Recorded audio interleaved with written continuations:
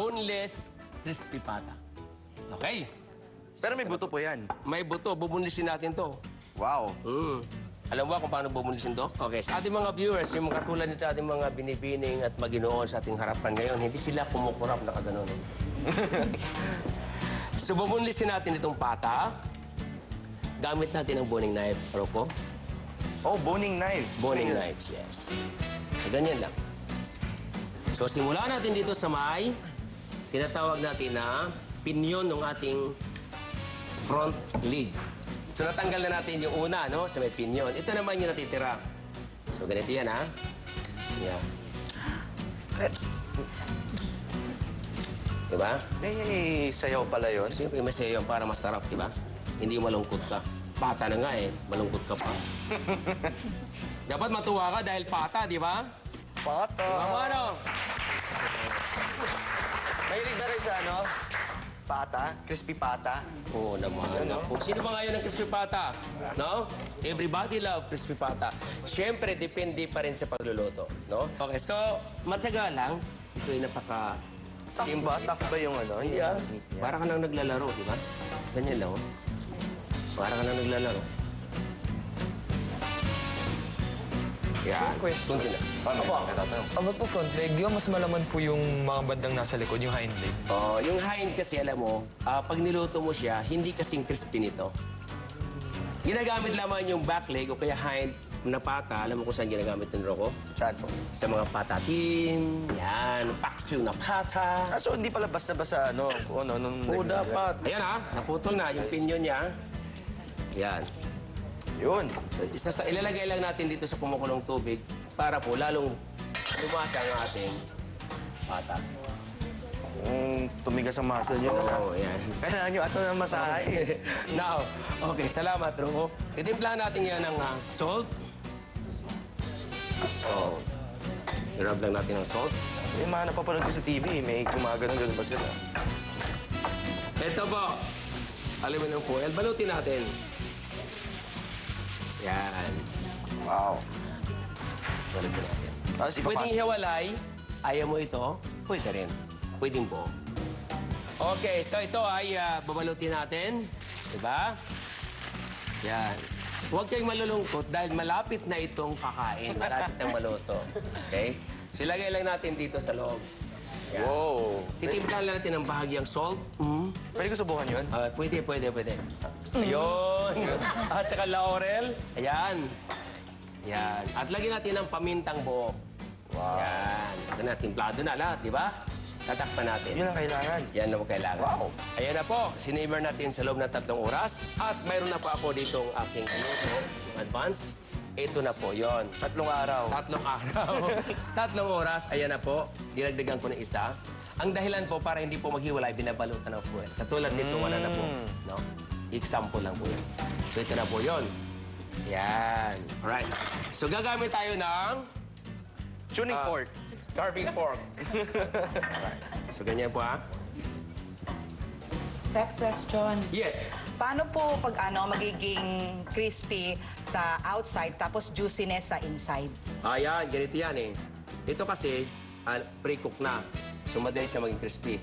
Ngayon, kung gusto mo talaga maging crispy siya, may technique ako dyan. Tamang tanong, that's a very good question. Di ba po ano? Tutusukin natin ito ngayon. Ganyan. At saka natin lalagyan ng rock salt. Irarab natin sa ibabaw. Ako rin nun. Yan, ikaw rin. Okay. Ginawa mo kanina. Ito, lagyan natin ng rock salt ulit. Can I? Yeah, please. Irab mo yan. Rub ko, rub. Rub mo. Massage. At saka natin i-fry. Tatalangsik yan. Hindi po. Once man yan, takpan ng tao na. Woohoo! Sabay ka. Takpan natin. Kita mo na. Okay, so nandiyan na, no? Malapit na mula ito. Mga 1 minute na lang. Loko. Gusto mo yung time ko? Ganito, ha?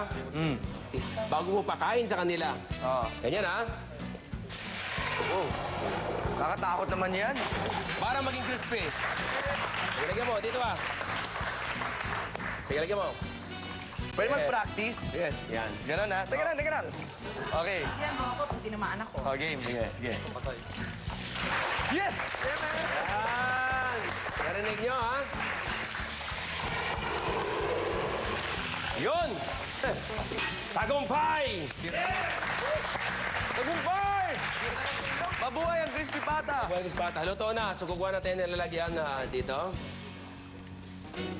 Wow naman! I love it! I love it! Ilabas ang kanin. Ayun, oh. Ilabas ang kanin.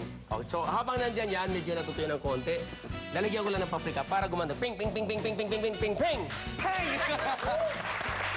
Parang Yes. action movie na Oh, to. para tumingkad lang yung kulay niya. Nakita mo kanina medyo light. Ngayon, a little brown. And golden brown. Diba?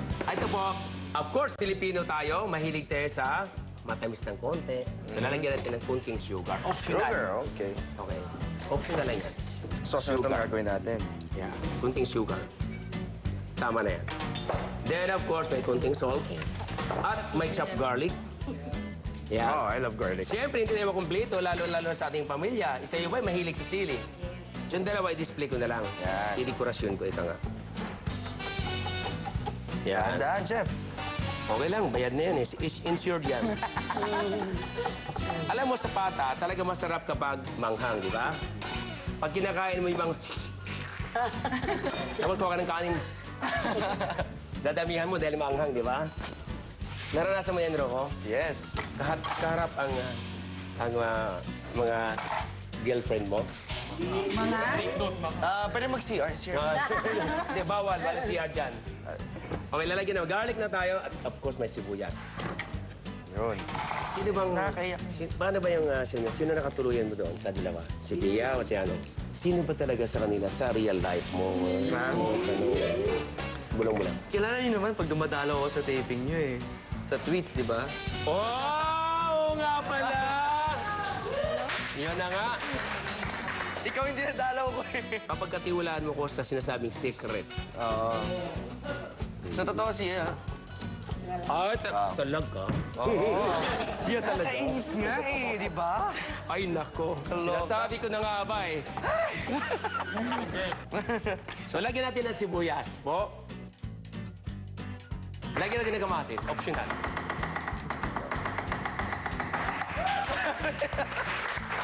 Tatakot naman yun. At saka natin lagyan ng... toyo, di ba? Taran-tan-tan. Yan. Now, ganda naman. I love it. Wow. Kain tayo mamaya. Ayun. Okay, here it is. Ang ating boneless crispy pata. Kainan na!